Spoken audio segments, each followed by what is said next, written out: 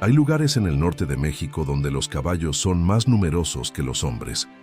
No en ranchos, no en establos, en campo abierto, sin dueño, sin marca, sin nadie que los controle.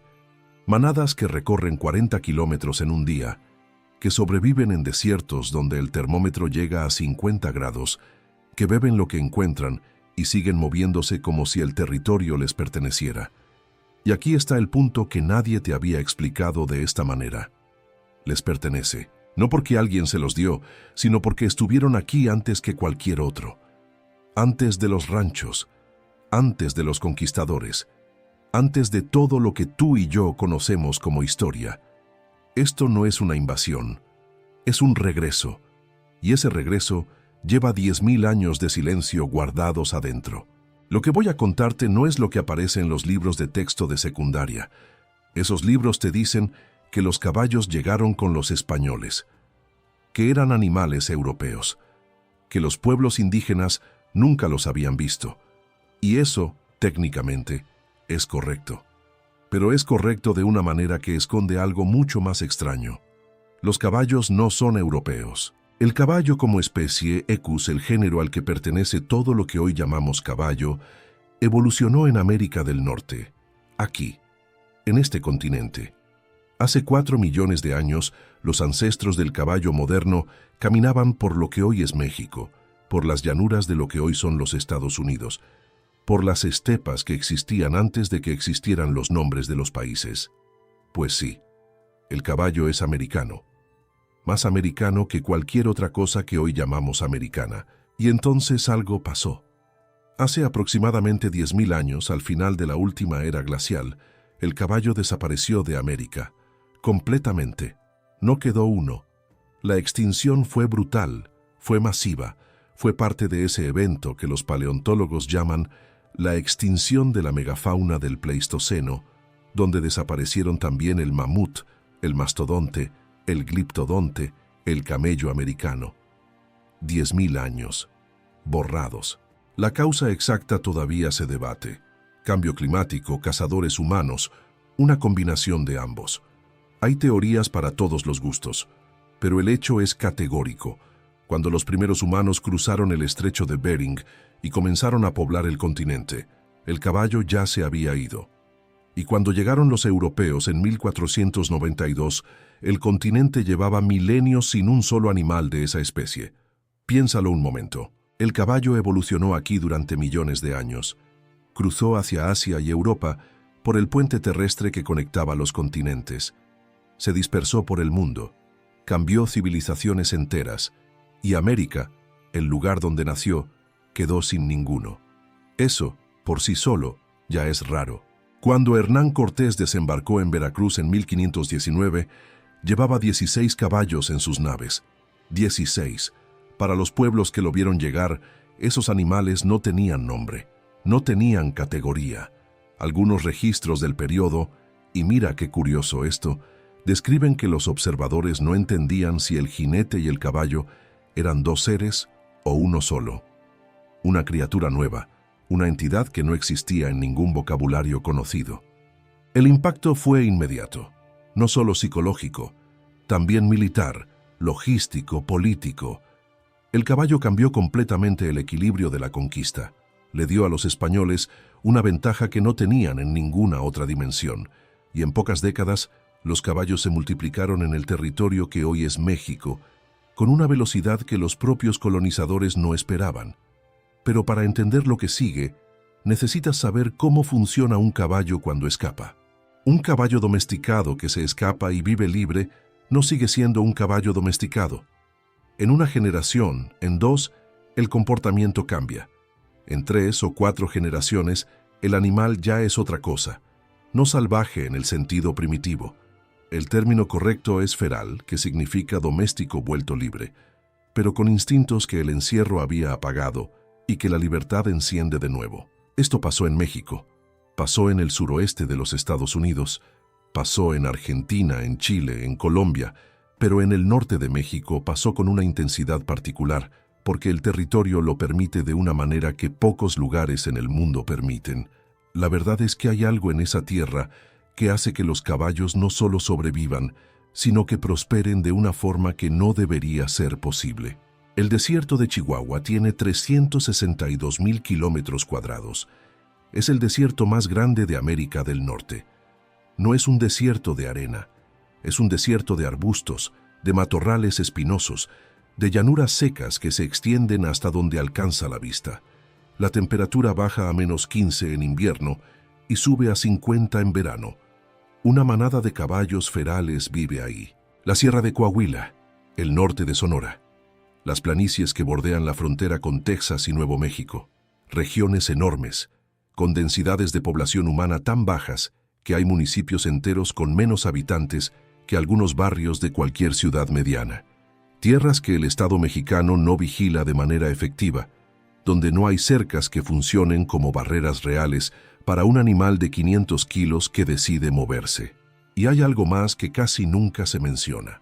Los predadores naturales del caballo desaparecieron antes que él. El puma existe todavía en el norte de México, pero sus poblaciones fueron diezmadas durante décadas por la presión de los ganaderos. El lobo mexicano fue casi extinto, sin predadores suficientes para controlar a los jóvenes, sin enfermedades que se transmitan fácilmente entre manadas dispersas, sin barreras físicas que detengan la expansión, las manadas crecen. Y lo hacen de una manera que tiene lógica matemática implacable. Una yegua puede quedar preñada una vez al año. Su gestación dura 11 meses. Vive entre 25 y 30 años. Si sobrevive la cría, y en condiciones ferales una proporción importante sobrevive, esa yegua puede producir 20 potros en su vida. Algunos de esos potros son hembras que a su vez se reproducen. Espera, necesito ser más preciso aquí, porque esto es donde la gente suele perder la escala. Una sola yegua que escapa de un rancho en 1900 puede tener en 1950 miles de descendientes directos e indirectos. No es exageración, es biología reproductiva básica, aplicada a un animal que no tiene depredadores efectivos y vive en territorio que nadie controla. Las estimaciones actuales hablan de decenas de miles de caballos ferales solo en el norte de México. Algunos investigadores creen que la cifra real podría ser mayor, porque nadie ha hecho un censo serio, nadie lo ha medido, nadie lo vigila de manera sistemática, nadie lo medía, nadie sabía. Lo que me llama la atención de este punto no es el número, es lo que el número implica. México tiene una de las poblaciones de caballos ferales más grandes del mundo, posiblemente la más grande de América Latina, y no hay una política pública coherente al respecto. No hay un plan de manejo, hay reportes regionales, hay decisiones de rancheros individuales, hay capturas esporádicas. Pero una estrategia nacional, un marco legal claro, un enfoque científico sistemático, no existen. Si me preguntas, México todavía no entendió lo que tiene. Y lo que tiene es un conflicto que lleva décadas creciendo en silencio, exactamente como los 10.000 años de silencio con los que empezamos.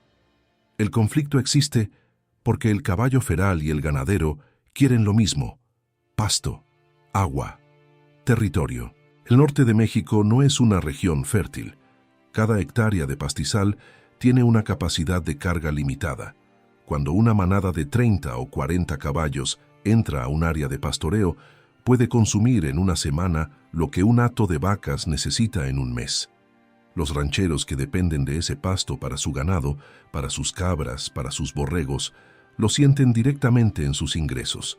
Y la respuesta histórica ha sido práctica: capturar los caballos, venderlos si tienen valor, aumentarlos si no, a veces algo peor que eso. Hay una historia que circula entre los criadores del norte. Nadie sabe con certeza si es real, pero todos la repiten como si hubieran estado ahí. Un grupo de caballos ferales del desierto de Chihuahua fue encontrado en una cañada hace algunos años, con 34 animales muertos sin marca visible de causa natural. El rumor dice que fue envenenamiento de agua. Nadie lo investigó formalmente, y los caballos que quedaban siguieron moviéndose al siguiente cerro. Ni modo. Así funciona el conflicto cuando no hay ley que lo encuadre.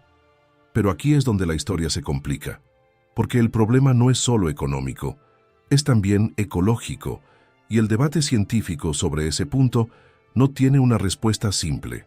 Por un lado, hay ecologistas que clasifican al caballo feral en México como especie introducida problemática. El argumento es técnico. El Equus moderno que existe hoy no es el mismo que vivía en América antes de la extinción.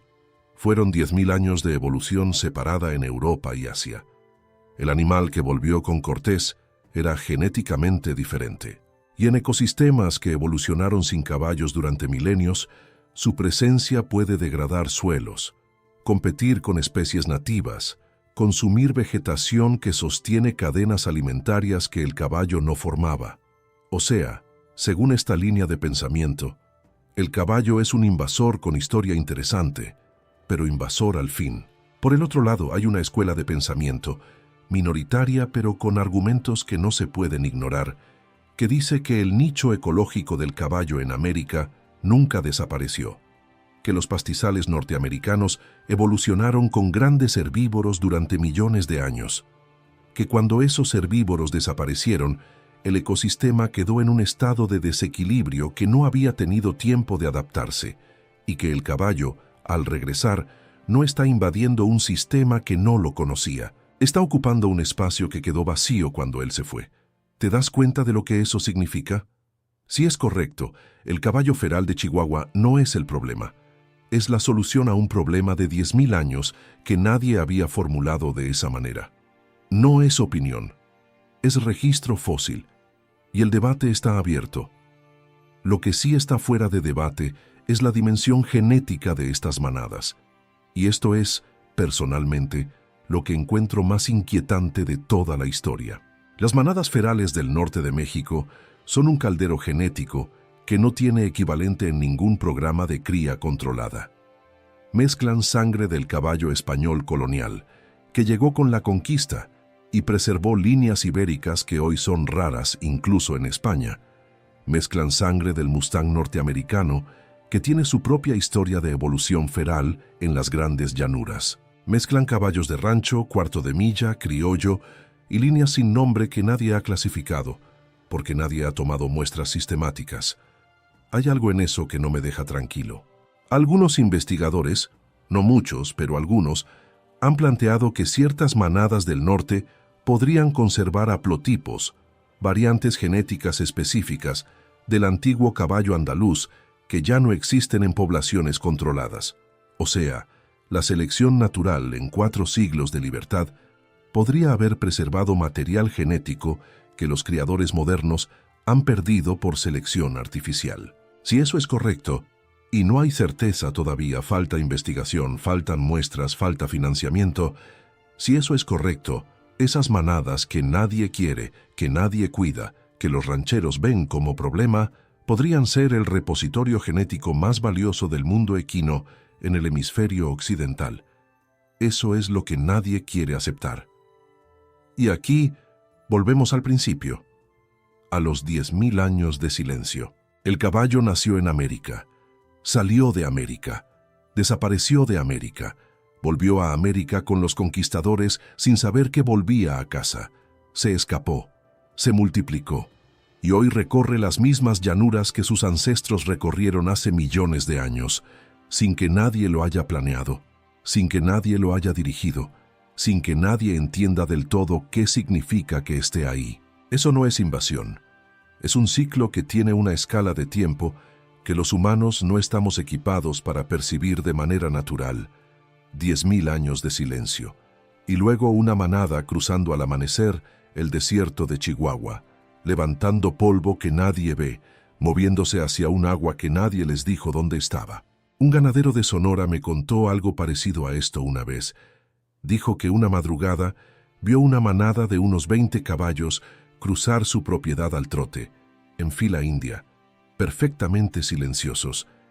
Dijo que se quedó parado en la puerta de su casa sin moverse, no por miedo, sino porque tuvo la sensación, así lo describió él, de que esos animales sabían exactamente a dónde iban, como si el territorio les hubiera quedado grabado en algún lugar que no depende de la memoria individual, sino de otra cosa, algo más antiguo.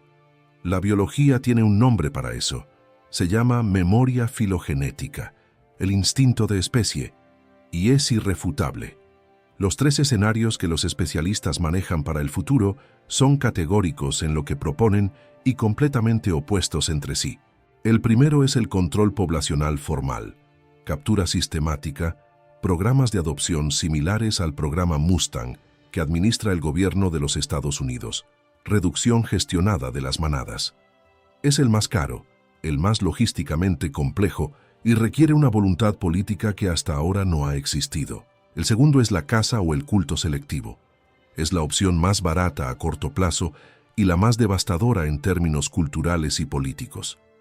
En México, donde el caballo tiene el peso simbólico que tiene, en la charrería, en el rancho, en la identidad del norte, cualquier gobierno que intente implementarla va a enfrentar una oposición brutal que no tiene nada que ver con la ecología y todo que ver con la identidad.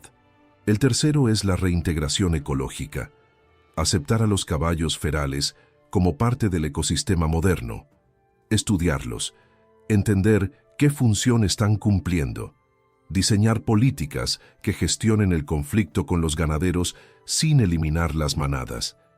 Es el más difícil de implementar porque requiere algo que los sistemas de toma de decisiones raramente tienen: paciencia para esperar resultados que tardan décadas en ser visibles.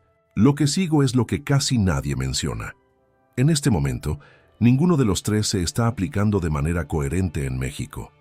Lo que existe es improvisación local y silencio institucional. Y mientras tanto, las manadas siguen moviéndose. Bueno, no exactamente silencio. Hay comunidades en el norte que tienen una relación con estos caballos que no cabe en ninguna de las tres categorías que acabo de mencionar. Comunidades donde los caballos ferales no son un problema ni un recurso.